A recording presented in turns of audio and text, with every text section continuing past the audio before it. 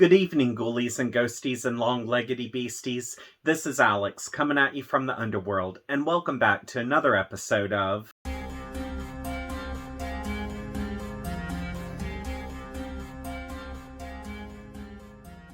Well, this is my final weekend before I start my new job, and even though I'm nervous, I really feel like this is going to be a good opportunity for me. Also, because I'm not certain what kind of free time I'm going to have after I take this position, I've started decluttering my house and just getting rid of all kind of useless crap.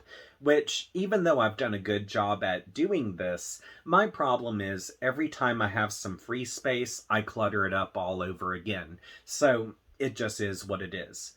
But anywho, this weekend I'm reviewing the book Caution, May Cause Unexplained Ocular Bleeding by Nikolas P. Robinson. And if you're squeamish, I'm here to warn you that this book is extremely gruesome and it falls into the splatterpunk subgenre. However, if you're curious but squeamish, I'm really not going to go into graphic detail until I get to my tea time segment, which, if you would like to skip that, I have a pinned comment at the top of all of my other comments with a timestamp in it, and it will redirect you to the thoughts section. But without further ado, let's take a peek at a book that could possibly make our eyes bleed.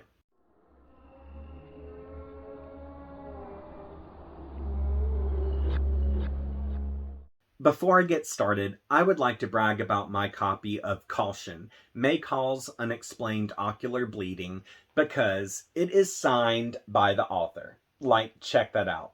Too flippin' sweet. And if you would like to purchase a signed copy as well, all you have to do is go to the description section of this video and click on the information that I provided for the author. So be sure to hit him up.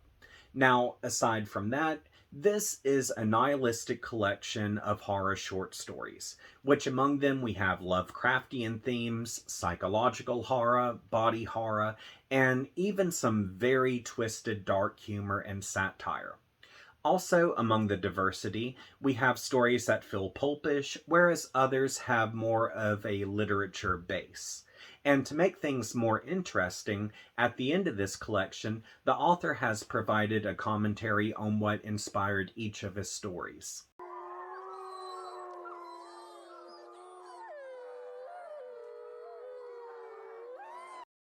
The cautionary tale, Drive Me Home, was inspired by Robinson's early 30s when he drove under the influence. Luckily, he did not have any wrecks, and he has not drank for over 6 years.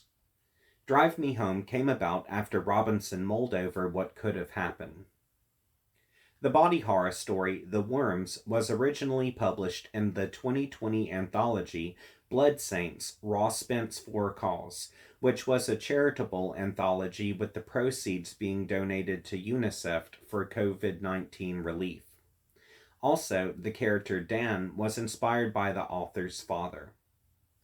The psychological horror story Troglodyte came from a conversation Robinson had with some co-workers while they worked with a new batch of call takers for GE Appliances.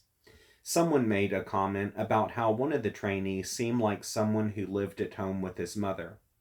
Robinson suggested that he seemed more like someone who had moved back home with his parents without his parents knowing that he had returned. To Robinson, the concept felt amusing and disturbing, so he created Troglodyte. Fun facts! Here's some things you might not know about Nikolas P. Robinson. Encouraged by his mother, Robinson developed a love for reading and writing during his childhood. In 2011, he released his first novel, Unspoken, and in 2020, he released his second novel, Innocence Ends. Since then, he has released a novella, You Will Be Consumed, through the publisher Madness Heart Press. A third novel, Beneath the Unspoiled Wilderness, is set to be published in 2022 by Madness Heart Press. Caution, May Cause Unexplained Ocular Bleeding is Robinson's second collection, whereas his first, Errata, collected short fiction and poetry, was released in 2016. Recently, Robinson has found a receptive audience for many of his more graphic and unsettling short fiction pieces through the independent online distributor Godless.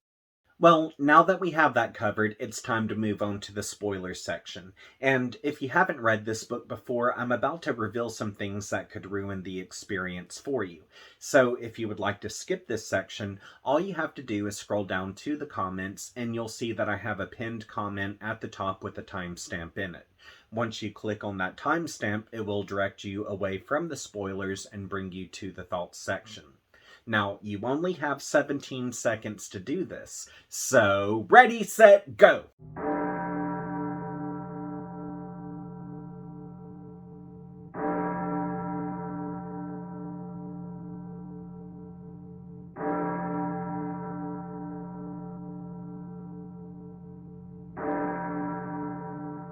Since everyone's had the opportunity to click away, I would like to talk about a few of my favorite stories. First off is the story called Drive Me Home, which this is about a guy named Tavor who's driving home his drunk girlfriend from a bar. But because of it being as late as what it is, and both of them being both inebriated, they accidentally get lost on some old country back roads. Then, as he's driving about, she passes out because she's way too drunk to stay awake, and this is when he accidentally runs over someone in the road. So, because of this being vehicular manslaughter and he was DUI, he decides to use his work tools to cut the body up and try to dispose of the remains. However, somewhere along the lines, his reality blurs and he makes an even bigger mistake. In my opinion, Drive Me Home was a really good introduction to this collection because it had a decent mix of nihilism, splatterpunk, and even some psychological horror, which these are themes that we see flip-flopping throughout the book. Also, I was really impressed by the twist ending, and I admired how this stood as a cautionary tale against drinking and driving. My next favorite story was called The Worms, which this was about a drunk guy named Dan who was cut off from having drinks at a bar because he had had way too much. Then, as he's walking home, we discover that he wasn't drinking to celebrate or because he was having a problem at work. Instead, he was drinking because he believes he has these worms trapped inside of his head, and by drinking the alcohol, that's going to kill them. Well, as he continues his walk, he's confronted by two muggers who try to rob him, and as things go from bad to worse, he tries to explain to them not to shoot him, because if they do, the worms will escape. As I've said before, body horror freaks me out and fascinates me at the same time. And even though the whole concept of worms being in a person isn't new, I really appreciated how this story was executed. Because as I was reading, I was like, okay, well, maybe Dan really is worm infested. But then there was a part of me where I was like, okay, but what if he's just been an alcoholic for all of these years and this is just a crazy story that he's concocted? Plus, I absolutely loved how it never explains how the worms were actually put into Dan.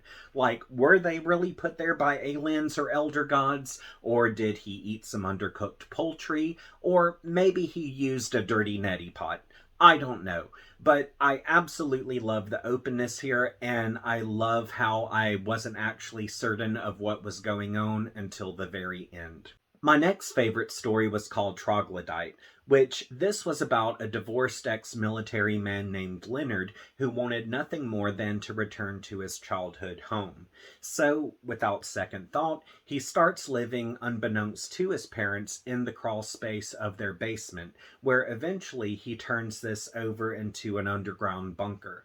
Then, after 10 years of living as a hermit, he decides that he's lonely. So he gathers up his money, gets a hotel room, and cleans up. After he looks all good and new and all of that stuff, he ends up calling his parents where they meet the following day. However, later that evening, even though Leonard is finally starting to get his life on track, everything changes with the snap of a finger. I was really blown away by this story, especially since we were able to gain some detailed insight into Leonard's mentality and his emotions. Like, for example, I really found it interesting that when Leonard left the military, he was advised to get mental help. However, he declined that and decided to do everything on his own.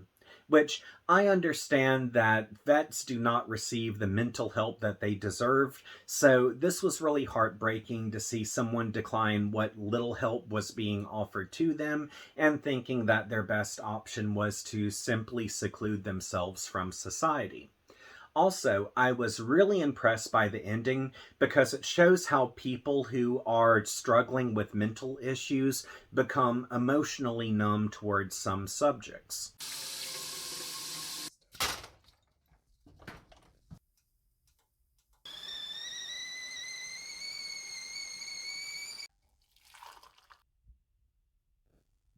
I would like to take this opportunity to enlighten everybody about the lovely little tale called Horseplay.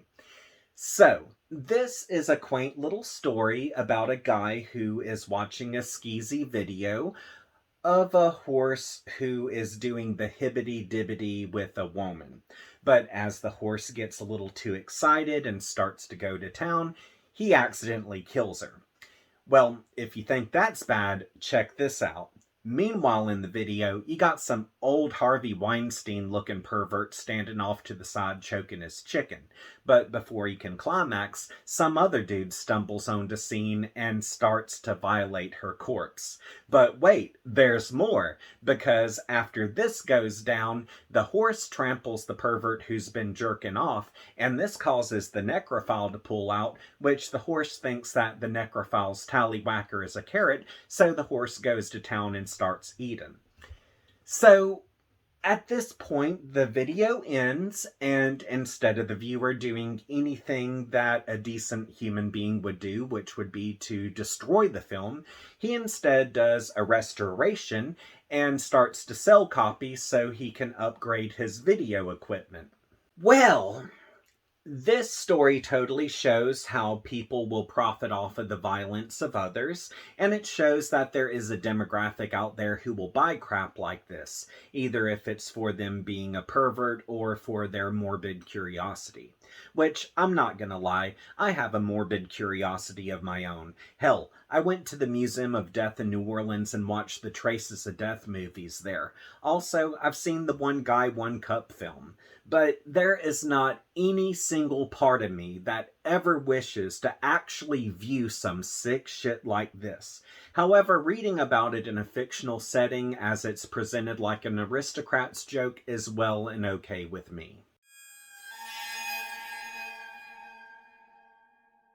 Caution, may cause unexplained ocular bleeding by Nikolas P. Robinson was a fun and entertaining book, which among the 10 stories collected here, 6 of those were really awesome, 3 were okay, and 1 just wasn't my type of story.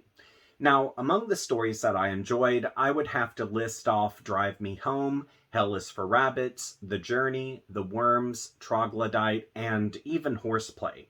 And as far as the stories go that were just okay, I would have to say The Right Tool for the Job, Midnight Massacre, and Wake Up. But the story that I really didn't enjoy, and it's just because of my taste, was It's Fine. Everything's Fine. And that's mostly because I'm just not a fan of apocalyptic zombie stories. But for someone else, they might enjoy this tale. Also, I would like to use this opportunity to add that Troglodyte was my favorite story out of this entire book. Which the reasons why were because it was beautifully written, it felt original, the characters were very strong, and I was concerned for our protagonist, and it just really felt human. Aside from that, the whole nihilistic vibe that this story had really reminded me of an early Richard Bachman. Theme-wise, there were quite a few topics in this collection. Like, for example, with the story called The Journey, we see where a man has recently quit smoking, but shortly thereafter, he starts to undergo these disturbing changes. And since I'm an ex-smoker, this was something I was able to relate to in an emotional sense. Then, in the story called Troglodyte, we see where a man who is in need of mental help declines getting help, and he decides to cut himself off from the world by literally digging a grave for himself.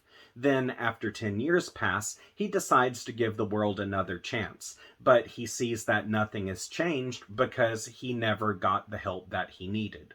Which, in my opinion, these were two of the strongest stories in the book because they just felt so brutally human. Also, even though the story Horseplay was extremely perverted, it did present some important topics. Like, in the story, we see where a guy has gotten his hands on a disturbing video where he has restored it and he intends to sell it on the black market. Which this totally shows how an individual will profit off of violence or someone else's downfall. And on the flip side of that coin, we see that there is a demographic of consumers who will buy this kind of crap. Now, it might be because they are just morbidly curious, or it could be that this is something that turns them on, or it might be that they just want to get drunk and watch it with their friends. But because of Robinson bringing this into the light, I really did admire this story. Now, even though there are other stories in this collection that I feel have important topics as well, these were the stories that I felt presented the strongest topics. Overall, this book didn't scare me or creep me out, but there were a few stories that did gross me out. And I was really surprised to see that there was a story in here that was very emotional. And it was to the point where I wished that I could have gone into that story so I could have hugged the protagonist. Caution, May Cause Unexplained Ocular Bleeding by Nikolas P. Robinson isn't a book for everyone, as it does fall into the splatterpunk subgenre. But at the same time, if you've never read Robinson before and you're wanting to get into his work, I would recommend starting here because it shows a good diversity of stories. And if you've just finished reading something that was like really heavy and just made you very exhausted by thinking yourself crazy, then this is a good book to go to because aside from it being gruesome, it is very light and easy to read.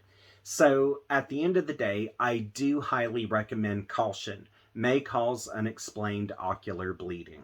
On to the questions. What is a horror book that was independently published that you would recommend? Also, since this is the week of Thanksgiving, do you have any big plans? Personally, I'm just going to eat with my parents and grandma, then I'm going to go visit my in-laws, and that's honestly going to be about it. Also, after we finish with everything there, we're probably going to end up putting up our Christmas decorations this upcoming weekend. So here's to hoping I don't fall off of the ladder again. Now that I have that covered, I would like to brag about some of the goodies I received from my good friend Gina. Which, one of the things she sent me was this awesome bag of elderberry tea. Which, this was made by one of her friends, I believe. But the website for this is cassiesnaturalliving.com. I'll include that link in the description section of this video. But I went on and tried this, and it was absolutely amazing. It had that really great chai tea flavor, and I loved it. So there will definitely be more of this in my near future. Also, Gina sent me over some really good coffee. I've already tried this too. It is frosting on the cake. That was absolutely yummy. And she sent me over this bar of soap with Janet Leigh in it. So that was absolutely hilarious because, you know, the whole Psycho deal. So love that. She sent me a Life magazine of the world's most haunted places, which hopefully one day I'll actually be able to visit these places. So that's on my bucket list, just for you to know. And I also gained some really cool stickers from her, which these are going to go on my book rack. Just absolutely love these things. They're so flippin' cute, especially the plague doctor there. Love that.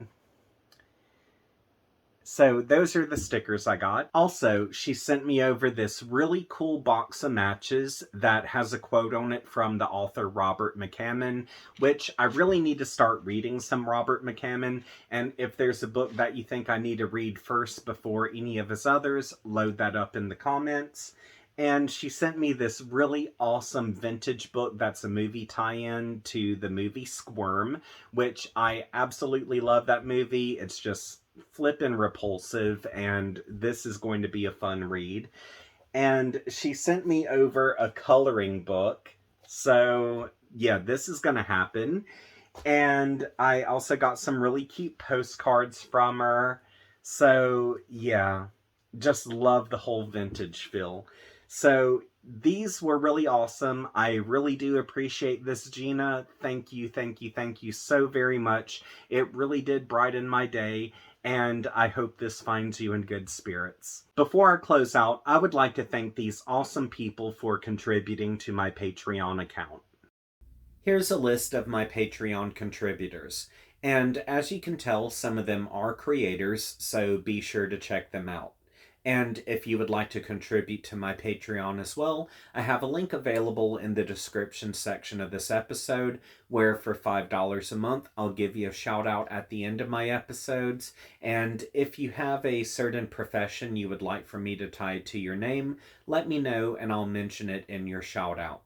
Also, I do have a second tier available, where for $10 a month, I'll give you a shout out at the end of my videos.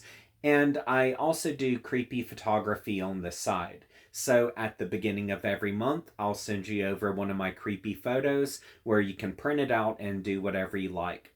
So if you're able to do this, that's awesome. If not, no sweat. I just hope you return to this channel so we can have a good time together. Also, if you would like to hit me up, links to my Facebook, Twitter, Instagram, and TikTok are all available in the description section of this video. And if you haven't subscribed to this channel, be sure to subscribe and click that notifications bell because I have more book reviews coming in the near future. So until we see each other again, I hope you have a great week and sweet nightmares.